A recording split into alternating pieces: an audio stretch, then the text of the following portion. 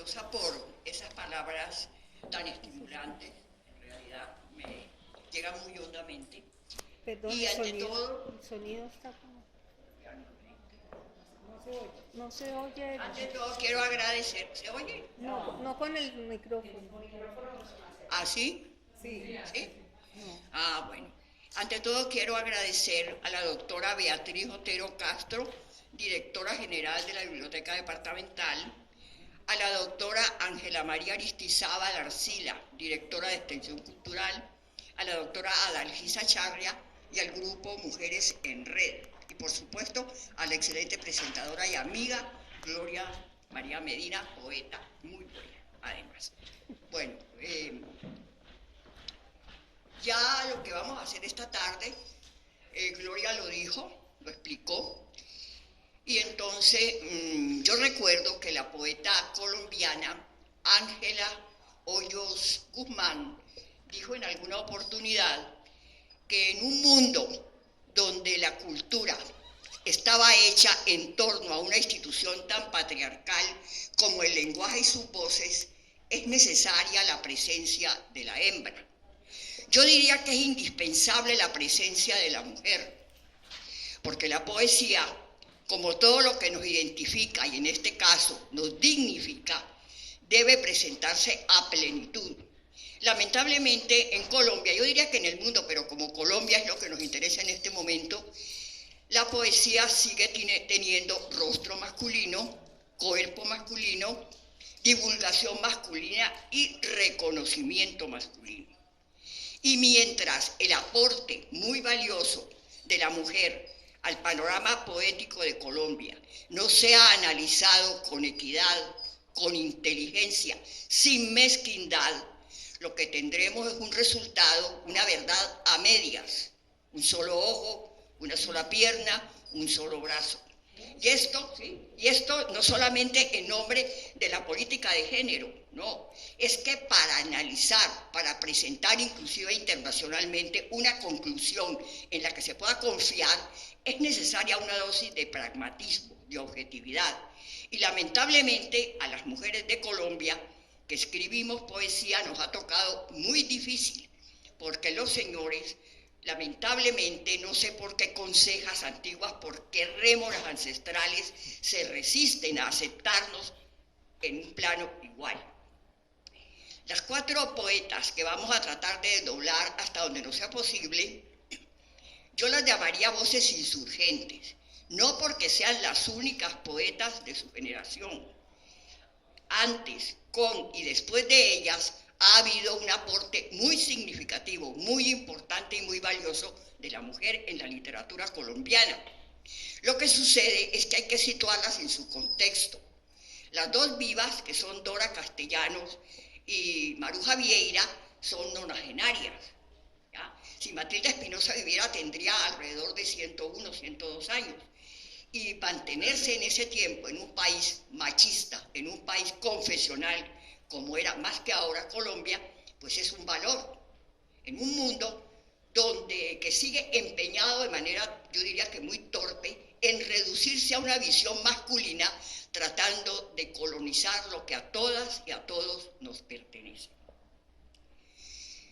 Voy a empezar con Matilde Espinosa, brevemente para que tengamos tiempo de hablar. Matilde nació en el 1013.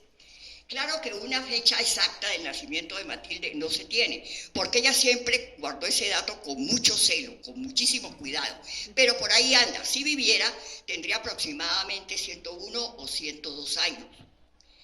A pesar de haber venido al mundo en un paisaje austero, en un paisaje majestuoso, en un paisaje olvidado, de haber pasado una adolescencia y una juventud y una niñez, diría yo, completamente aislada del mundo exterior, ya que sus únicos interlocutores eran los indios paeses, porque los únicos habitantes de raza blanca eran ella y su familia en ese momento, en ese lugar.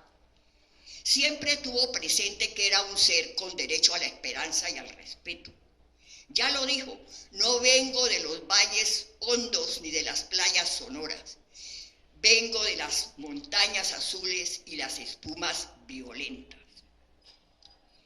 Matilde se casó 2 veces.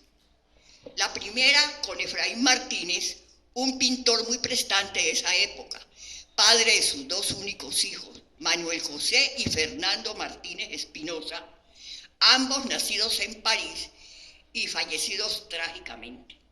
Pero ante la imposibilidad de seguir conviviendo con ese señor, hizo lo que, según mi padre me contaba, las mujeres no se atrevían a hacer en ese tiempo: lo abandonó y se llevó a los hijos. Él entonces la acusó de abandono de hogar y la amenazó con recluirla en la cárcel de la Magdalena en Popayán. Y uno de sus familiares, un hermano de ella, Jesús María Espinosa, le pidió al entonces joven estudiante de Derecho, Luis Carlos Pérez, que asistiera a Matilde en calidad de abogado. Lo hizo, se ganó el caso, o la demanda, no sé, y se casó con ella en 1948. Ese fue su primer acto de rebeldía declarada, su segundo matrimonio. Por supuesto que eso levantó una polvareda terrible en ese momento. Matilde fue marginada, criticada, ignorada y consciente de lo que le esperaba. Ella ya era una mujer que había adquirido una posición política definida y consciente también de su poca preparación académica, se ocupó de autoabastecerse intelectualmente, leyendo, investigando, acercándose a la gente que la podía ayudar a enriquecer su pensamiento. Su casa se convirtió en el punto de reunión de intelectuales como Gabriel García Márquez, Álvaro Mutis, León de Greiff, Maruja Vieira, en fin, todo lo que tenía nombre en ese momento. Escribió alrededor de 14 poemarios que conforman una obra poética que puede dividirse en 2 hemisferios. La primera parte empieza en 1955 con la publicación de su primer poemario, titulado Los ríos han crecido, seguido de Memoria del viento, El mundo es una calle larga, Por todos los silencios, Afuera las estrellas. En fin, son unos 4 o 5 libros que hablan de los terribles desequilibrios sociales que a ella le tocó presenciar. Tienen como trasfondo el paisaje del sitio donde ella nació, la Huila, un caserío tan insignificante que ni siquiera figura en los mapas, y se preparó para enfrentarse al mundo. En esos libros, en esos 4 o 5 libros, está plasmada la tragedia social de las regiones olvidadas del Cauca, donde la mujer sufre con mayor rigor su condición de ciudadana de segunda clase. La segunda parte empieza, y esto es importante, empieza en 1990 con la publicación de Estación Desconocida.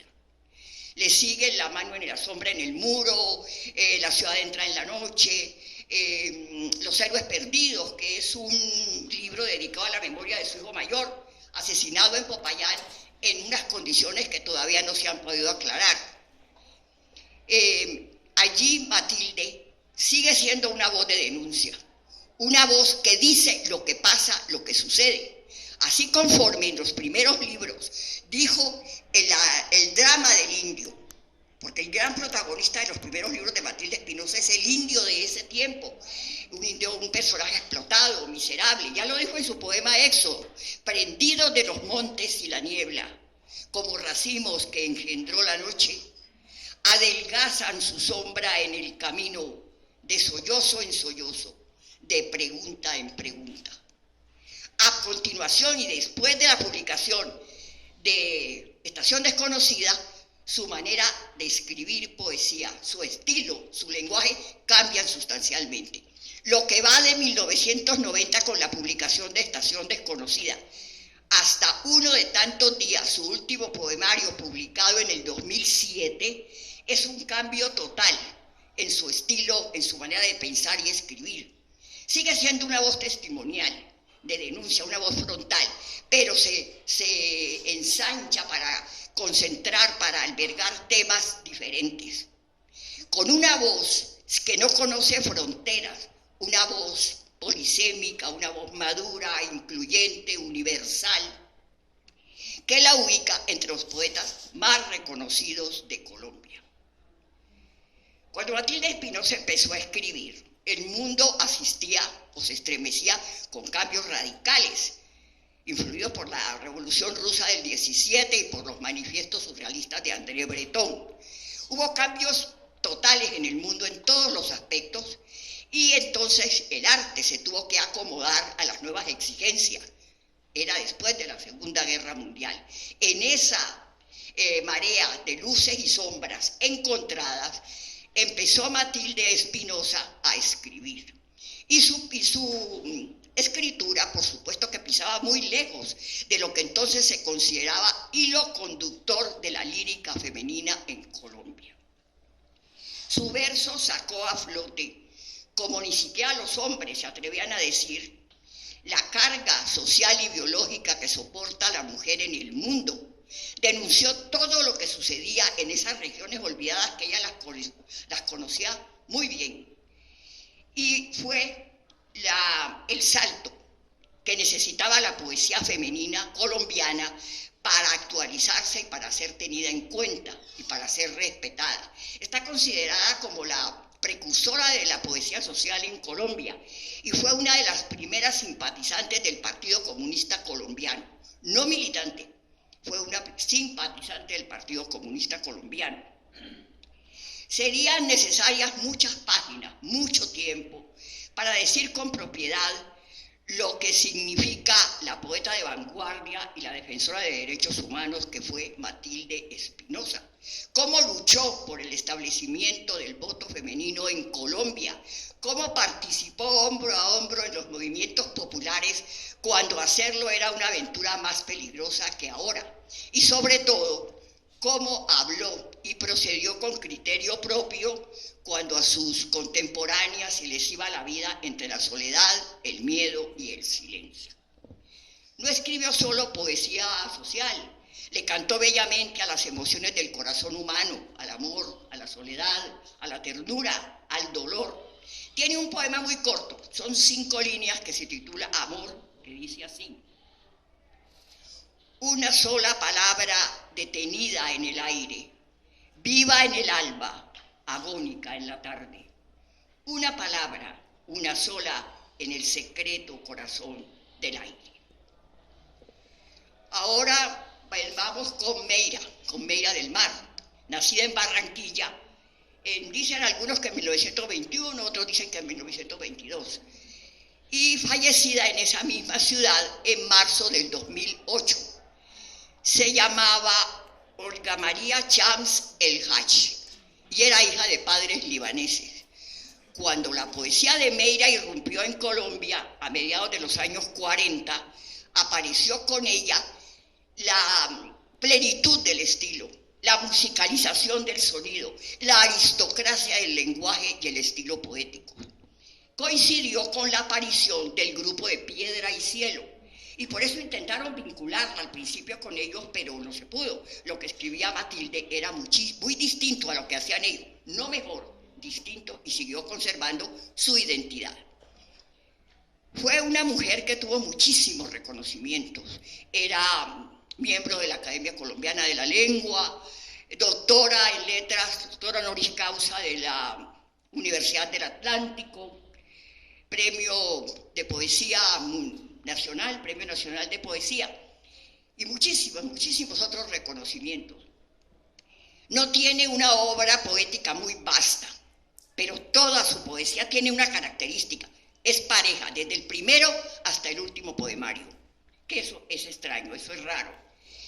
Escribió, entre otros poemarios, Secreta Islas, Laúd Memorioso, La Comarca Delirante, su primer libro, titulado Alba de Olvido, publicado en 1942. Está considerado como uno de los 20 poemarios más importantes publicados en Colombia en el siglo XX. Durante 30 años dirigió la biblioteca del Departamental del Atlántico, que hoy lleva su nombre.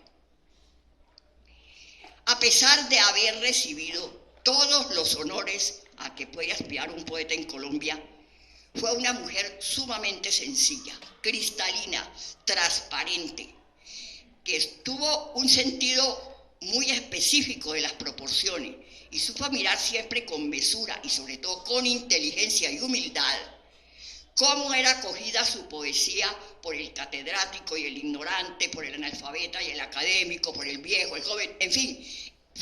Es una poesía de todos y para todos, con un trasfondo decantado que nos dice claramente el conocimiento que tenía de las trampas, los hallazgos, las cimas y los abismos de la poesía, del terreno poético.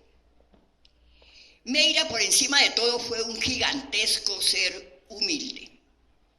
No he conocido entre estas figuras consagradas en Colombia un ser como ese. Veníamos justamente hablando con Gloria María de esa característica de Meira, un ser sencillo y por lo tanto presumo que muy, pero muy inteligente. Está considerada como la voz lírica más alta de Colombia. Matilde Espinosa la llamaba hilo de oro de la lírica colombiana. Sus personajes son, de modo preferente, el ángel, la rosa, los personajes de su poesía, el mar, el amor. Ella decía que toda su poesía era de amor. ¿Dónde? ¿Dónde? Allí, detrás del viento, donde pierde sus trémulos paisajes el eco de la voz, más allá de la rosa y de la espina, más allá, mucho más de la emoción, más allá del silencio y lo que rompe la forma del silencio, ahí el amor. Más cerca del misterio que el misterio, más cerca que la sangre al corazón. No hay palabra que diga su estatura, el roce de sus alas, su lento, ardido sol. Tan solo preguntar, ¿y dónde? ¿Dónde? Y luego nada más la obstinación de decir sin decir, como en un sueño, ahí el amor. Maruja Vieira nació en Manizales en 1922. Es catedrática, poeta, crítica literaria, periodista. Lo ha dicho más de una vez, creo que nací periodista. Es lo que más me ha interesado en la vida. A mediados de los años 50 la conocí en Caracas. Entonces ella era columnista de los dos periódicos más importantes de Venezuela, El Nacional y El Universal. Y dirigía un programa cultural en el Canal 5, en el Canal Cultural del Estado. En ese tiempo era una mujer joven, muy atractiva, llena de amigos, llena de oportunidades, de halagos. Vivió un tiempo en Venezuela y luego volvió a Colombia y se radicó en Popayán, donde escribió un poemario que se titula Ciudad Remanso, dedicado a Popayán. Hoy te hablo a ti, ciudad remanso, donde se aquieta la amargura. Ciudad de ayer y eternidades, lenta ciudad de sueño y bruma. A finales de la década del 50 se casó con el poeta caucano José María Viva Balcázar. Y se radicó en Cali, pero José María murió a los pocos meses y ella quedó embarazada. Entonces idealizó el recuerdo del marido. Todos los poemas de amor que Maruja escribió en ese tiempo y hasta ahora son dedicados a su recuerdo. Es uno de los personajes más respetados en la poesía colombiana.